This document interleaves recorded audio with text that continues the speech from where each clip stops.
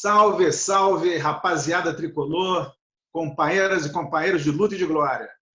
Esse é o canal Jovens Cronistas e nós somos o coletivo Camisa 11.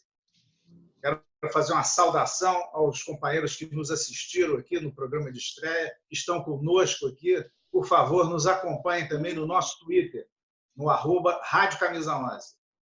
O time de hoje está escalado com o nosso Cezinha Lima no meio de campo, no ataque, puxando os contra-ataques, a Maria Eduarda Quiroga, a Duda, e eu aqui atrás, quando possível, matando no peito para sair jogando, quando não dá, no chutão mesmo, que lá na frente eles resolvem. Nós hoje temos uma pauta muito interessante, falar sobre educação, esse tema tão fundamental, falar sobre a trilogia Fla-Flu da última semana. Mas eu queria antes fazer uma observaçãozinha, porque nós recebemos críticas pelo fato de o Fluminense não pode se envolver com questões partidárias, coisas desse tipo. Evidentemente, primeiro, nós não somos o Fluminense. Isso aqui é um grupo de torcedores, como há vários outros. Isso aqui não tem nada a ver, não é posição oficial do clube, nada disso. Todas as opiniões que nós emitimos são coisas pessoais, particulares, do coletivo. Mas, para continuar, o Fluminense, os clubes, de uma maneira geral, não podem, estatutariamente, não podem ter envolvimento partidário. Mas não é verdade que não possam ter envolvimento político. E esse, aliás, é um dos motivos de orgulho que a gente tem do nosso clube. Quando, covardemente, os submarinos alemães bombardearam navios mercantes brasileiros, mataram civis na nossa costa, e o Brasil, então, declarou guerra ao eixo, aos países do eixo, Alemanha, Japão, Itália, o Fluminense se manifestou veementemente por meio de nota do seu presidente, Marcos Carneiro de Mendonça, e não só uma manifestação simbólica. O Fluminense tomou atitudes práticas, importantes, para ajudar o país no combate ao fascismo. O Fluminense, por exemplo, o nosso Salão Nobre, com os famosos vitrais franceses, foi imobilizado por um ano para que se realizasse cursos de auxiliares de enfermagem para ajudar na recuperação dos nossos pracinhas. O nosso estande de tiro, moderníssimo na época, que produziu as primeiras medalhas de ouro olímpicas do Brasil, foi cedido para que as Forças Armadas treinassem tiro.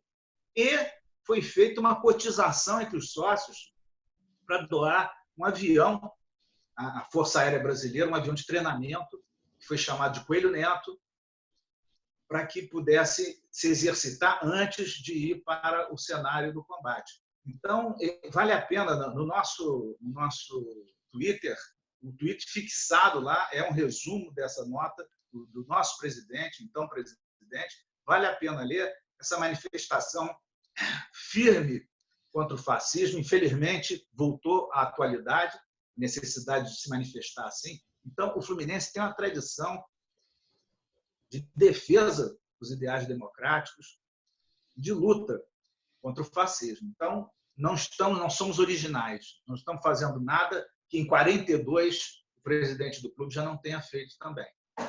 Chega de aquecimento, vamos para o futebol, bola rolando. Queria passar a palavra para a querida Duda Quiroga. Se apresenta, por favor, primeiro, Duda. Fala aí, quantos apitos você toca? Tudo bem, Marcos, Cezinha? Quero agradecer a vocês o convite. Boa tarde, boa noite, enfim, para quem está nos ouvindo, nos assistindo aqui do coletivo Camisa 11, junto aos Jovens Cronistas. Parabéns pela essa iniciativa. São essas atividades que estão nos entretendo na quarentena, são fundamentais para que a gente mantenha o isolamento e que assim consiga garantir o maior número de vidas, né? Eu acho que a gente tem vivido uma banalização da morte que me assusta muito. Bom, mas vou para o foco. Professora tem esse problema, às vezes, começa a ir adiante. Sou Duda Quiroga, professora de Educação Infantil Fundamental, primeiro segmento da Rede Municipal do Rio de Janeiro. Estou na coordenação da capital do Sindicato Estadual dos Profissionais de Educação, que fez na última quinta-feira, dia 16 de julho, 43 anos de fundação e de história de lutas e greves em defesa da educação pública gratuita de qualidade. Curiosamente, no mesmo dia 16, também foram 12 anos da Lei do Piso da Educação, que é o que garante um piso de salário para a educação básica, mas também o nosso 1/3 extra-classe, para que a gente possa fazer formação continuada, para que a gente possa fazer planejamento das aulas e uma série de coisas para garantir a qualidade de fato de ensino. Então, essa é uma semana que foi cheia e importantíssima na nossa luta da educação. E eu sou também vice-presidenta da CUT no estado do Rio de Janeiro. A CUT é a Central Única dos Trabalhadores e das Trabalhadoras, é claro. E que estamos na luta e na defesa do Fora Bolsonaro, Fora Mourão, em defesa da vida de todos e todas. Muito bom, Duda. Deixa eu levantar logo uma bola fundamental para você nos esclarecer. O Fundeb vai acabar? Esse instrumento tão central para a valorização da educação nos municípios, que a gente sabe que não tem meios próprios de organizar esse processo. O Fundeb vai acabar? Então, o Fundeb tem o seguinte problema. Ele era um fundo com começo, meio e fim. Era uma política de ação afirmativa. Então, ele terminaria no final de 2020.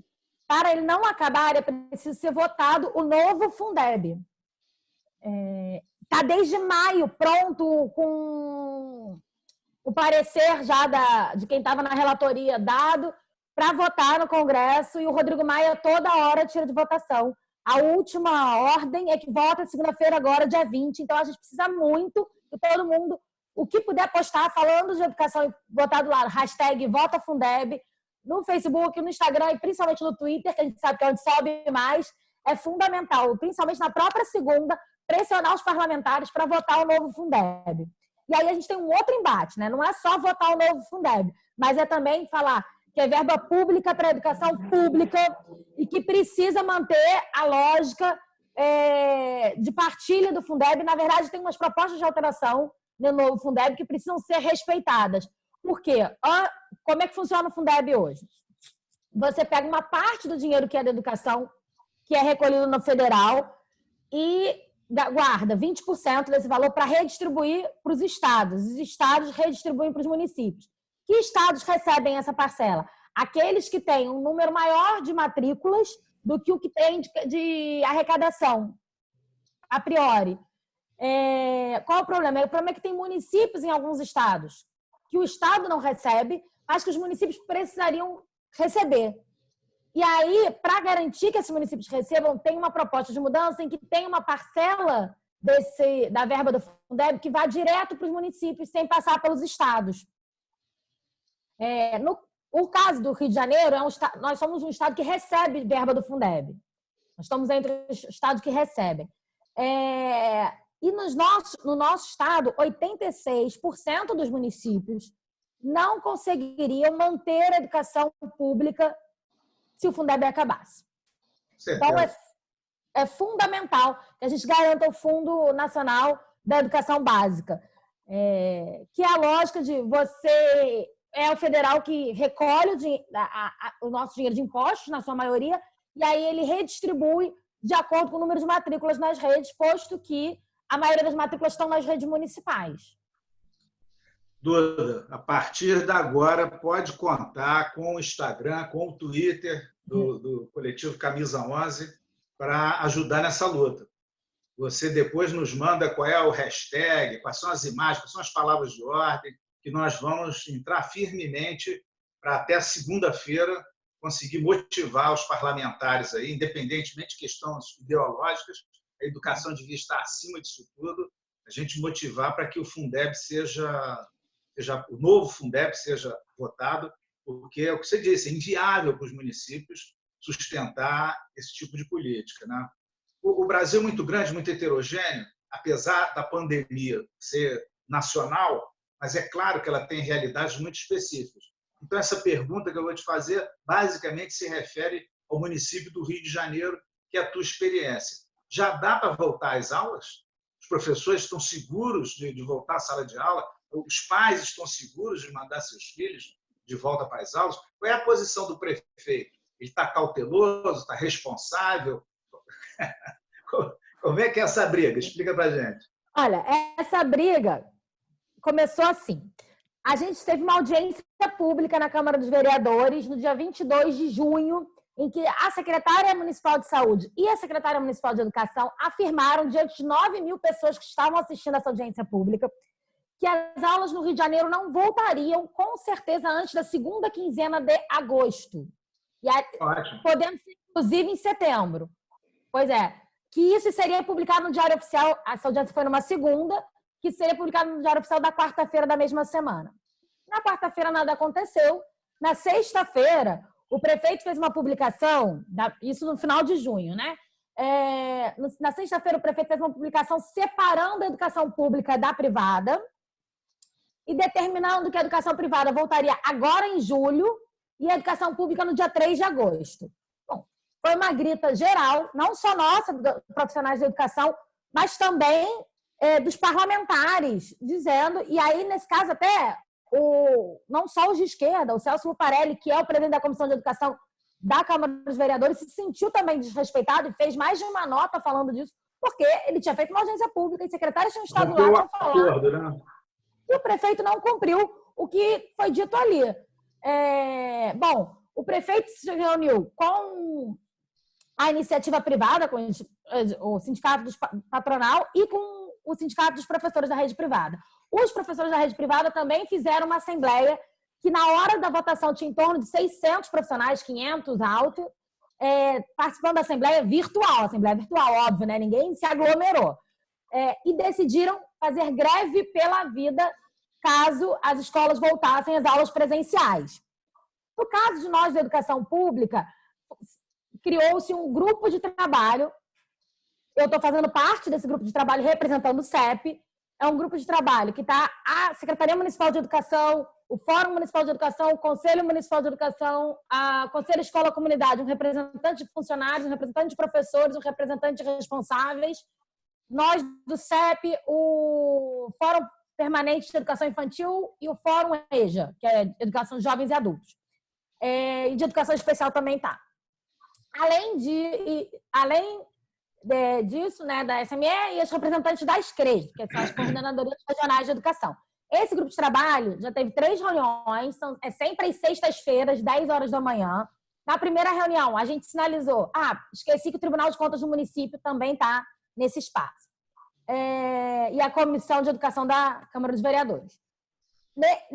Nessa reunião, na primeira, nós sinalizamos a ausência da Fiocruz, que não tinha condições desse grupo de trabalho acontecer sem a presença dessa entidade que tem todo um trabalho em saúde pública, em saúde coletiva, para a gente pensar com quem é especialista no assunto as possibilidades de voltar ou não. Dá o respaldo científico para o planejamento. Né? Exatamente. E também questionamos essa separação da educação pública e da privada, falamos que a educação privada é uma concessão pública e, portanto, deveria também ser regida pelo mesmo grupo de trabalho, da política pública, exatamente, e dos estudantes. A gente sentiu falta do SEC de estudantes ali, porque tal de pais, tal de funcionários e tal de professores, e por que não ouvir os estudantes? Bom, e aí, no segundo encontro do grupo de trabalho, foi atendida uma das nossas demandas. A Fiocruz veio para dentro do grupo de trabalho, mas só essa foi atendida dessa demanda de ampliar a participação. No grupo de trabalho, a Secretaria Municipal de Educação tem apresentado as suas propostas, os seus protocolos, e a gente tem debatido. Primeira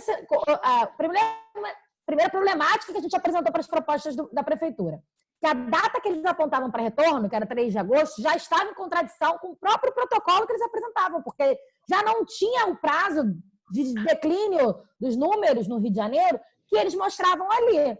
Então, já teria que rever essa data de cara. Segundo problema, que apareceu na segunda reunião,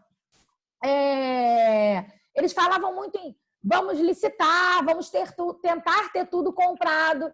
A gente falou, não tem condições de ter nenhuma data de retorno antes de estar tudo comprado. A lógica é o contrário.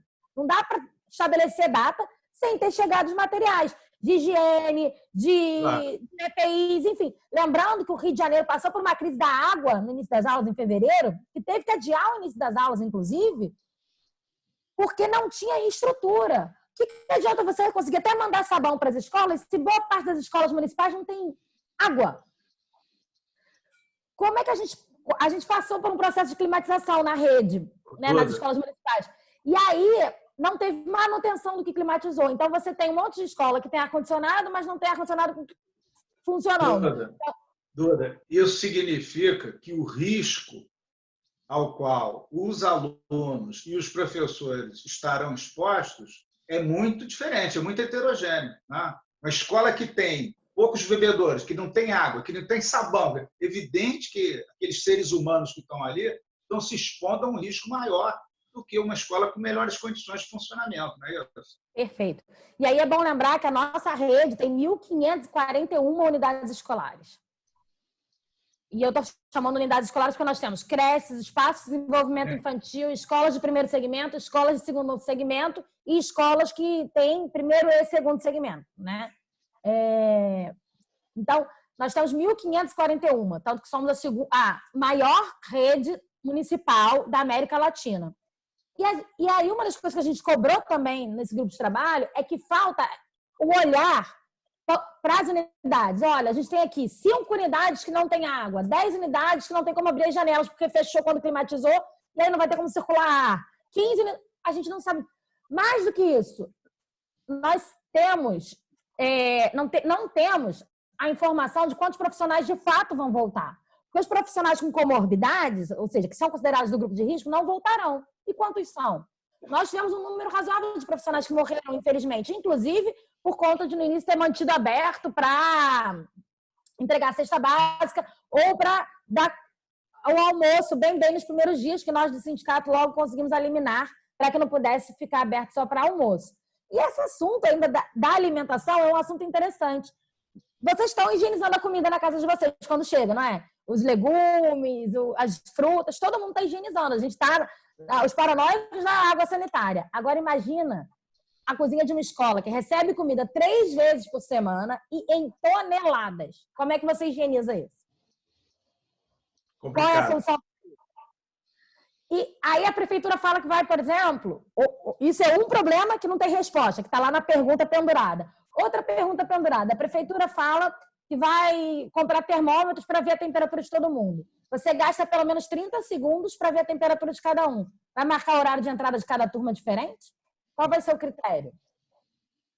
E vai voltar todo mundo ou não vai voltar? Ah, não, vai voltar só o filho de quem está trabalhando. Mas não tem um monte de gente trabalhando remoto, em casa? Então, qual vai ser o critério? Quem é que a gente considera que está trabalhando? Então, só vale o filho de quem está trabalhando fora? Mas esse ano é 30 anos do Estatuto da Criança e do Adolescente. É bom a gente lembrar disso, sabe por quê? Porque a escola é um direito da criança. A escola não é o aparelho de política pública para os pais trabalharem e mães trabalharem. E a gente sabe que precisa ter um aparelho de política pública para pais e mães trabalharem, mas a escola, ela é um direito da criança, ela não é um direito dos pais e mães. Duda, você passou de raspão, tem uma trivela aí na bola, eu vou te devolver.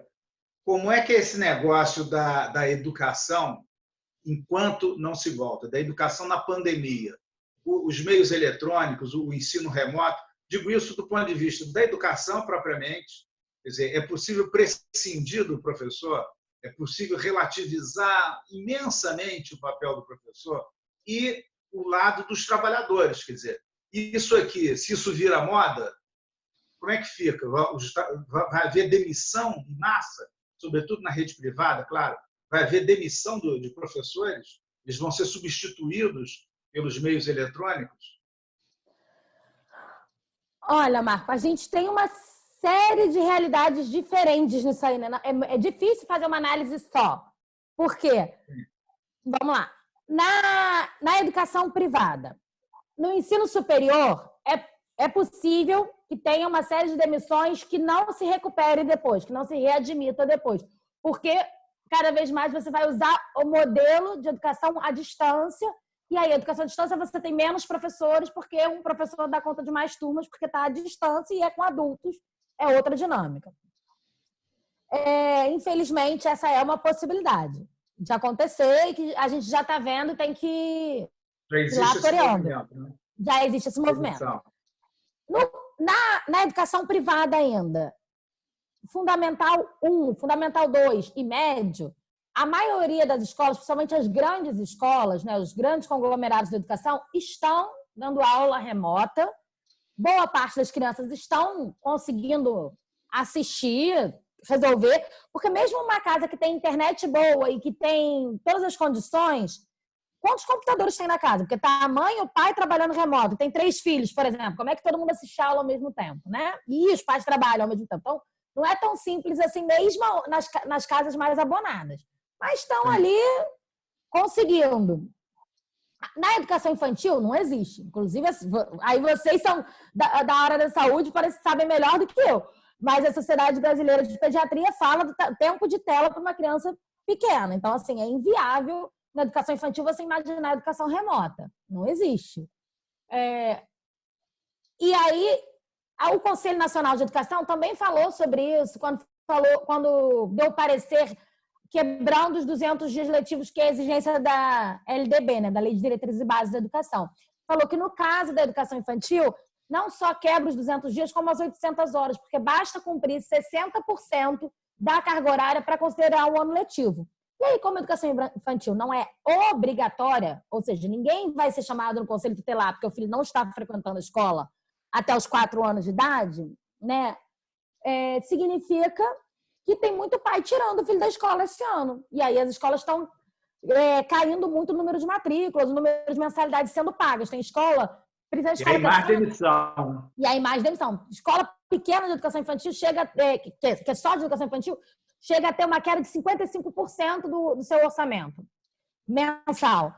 E nós, na educação pública, como é que entra isso? Bom, o governo do estado rapidamente fez um contrato com a Google Classroom e o governo do município do Rio com a Microsoft Teams. Eles afirmam, todos dois, afirmaram em audiências públicas que não foram contratos com gasto para o governo, que ganharam isso, essa benesse. A gente sabe que não existe almoço grátis, sabe que eles estão de olho lá na frente. E tem até a ver com o debate do Fundeb e com o debate do pós-pandemia, mas a gente volta aí depois. Nesse momento, os professores e professoras, até pelo assédio moral que estão sofrendo muitas vezes, acabam entrando nos aplicativos e deixando conteúdos ali, seriam as aulas. Agora, o acesso de aluno é irrisório. Tanto que eles não mostram, tanto que eles não anunciam.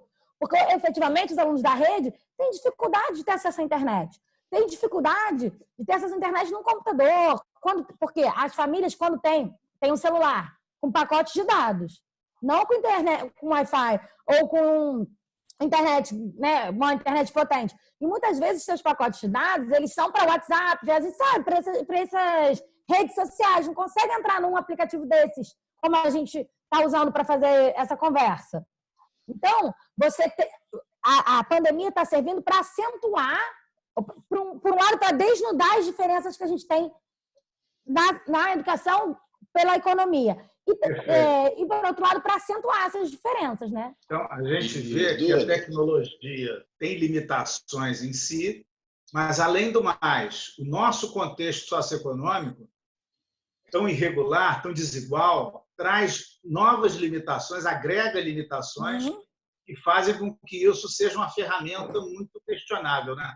Fala, Cezinha. Isso. Porque, além disso, existe um outro aspecto, do meu ponto de vista, que é negligenciado, muitas das vezes, pelos dirigentes, pelos gestores, né, da educação no âmbito do município, do estado ou no setor privado, que é a deficiência, as dificuldades, os limites desse método de ensino, educação à distância.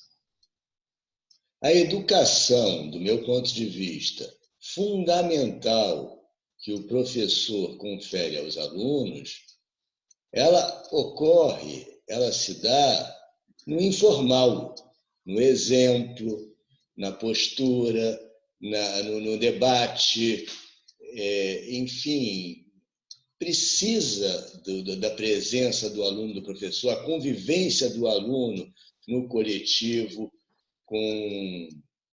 muitas das vezes com outros alunos de origem social distinta. Enfim, isso tudo não está sendo valorizado e privilegiado na discussão, até onde eu posso perceber, por parte dos nossos dirigentes, dos nossos gestores. E existe um risco também, porque sabemos, e queria ouvir Duda, dos interesses do setor privado, há muito, em relação à educação à distância, ou, como diria o presidente, no tocante à educação à distância. Essa questão, né? Cezinha, Porque isso aí é importante essa tua ênfase. é uma ferramenta que pode ser explorada pelo setor privado de forma mercantilista mesmo. Essa tua observação, eu acho que enfatiza um aspecto importante. Educação não é uma transfusão de informações. Né? Envolve uma complexidade que não dispensa a intermediação humana. Né? Aquela pessoa capacitada, qualificada, experiente, que está ali também para transmitir informações, mas muito mais. Vou aproveitar que você está com a bola e vou virar esse jogo. Vamos falar sobre a trilogia do Fla-Flu. Você sabe que, em 1936, houve, entre amistosos, partida oficial, houve 10 Fla-Flus. Isso parece uma coisa absurda, mas muito mais absurdo é ter 3 Fla-Flus em 8 dias, né? Sendo que um time tinha um mês de treinamento, o outro tinha 8 dias de treinamento. Mas tudo bem, é assim que o doutor Rubinho organiza as coisas, foi assim que ocorreu. Como é que você viu essa trilogia, Cezinha? Para começar, não existe informação neutra, né? Nem no ensino, no que se refere ao ensino, nem no que se refere à veiculação da grande mídia. Não existe. Eu considero o Fluminense o grande vencedor do Campeonato Carioca. O grande vencedor do Campeonato Carioca. Enfrentou... Bom, desde antes da pandemia, o Fluminense já vinha se destacando e preconizando a solidariedade, enfrentando a questão do racismo nos estádios, no esporte, a questão da homofobia, Fluminense time de todos, mesmo com algumas reações dos torcedores que a gente pode caracterizar como conservadores ou desinformados, né? Quanto à questão de misturar política e futebol, o Fluminense não pode se envolver em política, que é uma questão que você esclareceu no início do nosso debate. Por outro lado, quando dá volta dos jogos, do campeonato, ainda em vigência da pandemia, com uma grande incidência, uma grande prevalência da Covid-19, o Fluminense teve a coragem política de enfrentar a mídia, de certa forma, a Federação do Estado do Rio de Janeiro e seu presidente, e os demais clubes co-irmãos, que por diferentes interesses preconizavam a volta do futebol, e teve a solidariedade apenas tão somente do Botafogo, que, junto conosco, defendeu a vida, né, e priorizou a preservação da vida em relação à necessidade da volta do futebol, principalmente por motivos financeiros e mercantilistas. Contratos comerciais. Contratos, a questão dos clubes de menor investimento, os contratos com os jogadores mesmo que tiveram que ser prorrogados, etc. Então, o Fluminense foi o grande vencedor. E no último jogo, né, o Fluminense ganhou o primeiro jogo da Taça Rio nos pênaltis, com o jogador do Clube de Regatas do Flamengo perdendo o último pênalti, justamente ele, um dos que se destacaram durante o jogo pela prepotência, pela arrogância, pela provocação. No segundo jogo, não conseguimos a vitória em que pese termos jogado melhor, do meu ponto de vista. E no terceiro jogo, um gol ao acaso no fim do jogo. E um dos últimos lances do jogo foi a fanfarronice de um dos jogadores do Clube de Regatas da Gávea, né, que provocou uma discussão. E foi fanfarronice, que é uma mistura de palhaçada com bravata. Então, fanfarronice, palhaçada e bravata. O que caracterizou bastante, o que distinguiu bastante o Clube de Regatas da Gávea, nosso adversário, do Fluminense, que, com toda a trajetória, né, de defesa de valores éticos e humanos nesse período aí de pandemia do campeonato, também demonstrou altivez e dignidade ao se interpor, ao se indignar com aquela iniciativa, aquele comportamento. Duda, você viu os jogos? Quer acrescentar alguma coisa? Eu vi, mas assim, eu sou torcedora, fico ali angustiada, mas, gente, a técnica eu deixo para vocês, porque nesse caso, para mim, é só paixão, não tem muita racionalidade. Tá certo. Eu concordo com tudo que o Cezinha falou. Eu só queria acrescentar um pouquinho sobre futebol, especificamente, que nós fomos muito prejudicados, ficamos 3 meses sem jogar, treinamos 8 dias. Por exemplo, o jogador que mais se destacava antes da paralisação, que é um cara de uma idade já avançada para jogador de futebol, ele foi praticamente uma nulidade desses jogos, que foi o Nenê. Então, vamos chamar, entre aspas, o astro da equipe desapareceu. Por quê? Porque ele tem uma idade mais avançada, ficou 3 meses sem jogar e treinou 8 dias. Parece uma explicação satisfatória, né? Mas é claro que isso prejudicou imensamente. A gente tem um grupo heterogêneo. Se você olhar a idade média, é razoável. Só que os jogadores não estão na idade média. Eles estão ou com idades elevadas ou saindo da base. Quer dizer, esse grupo é desequilibrado. Jogamos contra um clube que tem um investimento de mais de 200 milhões em contratações, que teve um ano passado vitorioso, que manteve o elenco, manteve o técnico e que teve 1 mês de preparação. Considerado isso tudo, eu reforço o que você disse. Fomos vitoriosos, fomos competitivos. Agora, olhando especificamente para dentro de casa, eu vou só citar 2 casos para não estender muito. O Odair me parece um treinador de aspirações modestas. Ele é um cara, a meu ver, que não ousa, que ele tenta fazer ali o... É claro, alguém pode dizer, não, mas com esse grupo, qual seria a ousadia? Mas o bom treinador, o treinador que tem o espírito da ousadia, ele vai buscar meios de tentar botar isso em prática. O resultado podia até ser imediato, podia ser mais desastroso, mas a perspectiva talvez fosse mais motivante. É uma primeira impressão. A outra é o seguinte, nós não temos laterais. O Egídio foi participante ativo de todas as nossas derrotas. Inclusive desse último. Esse gol foi um gol de sorte, de acaso, mas nascido numa jogada errada do Egídio.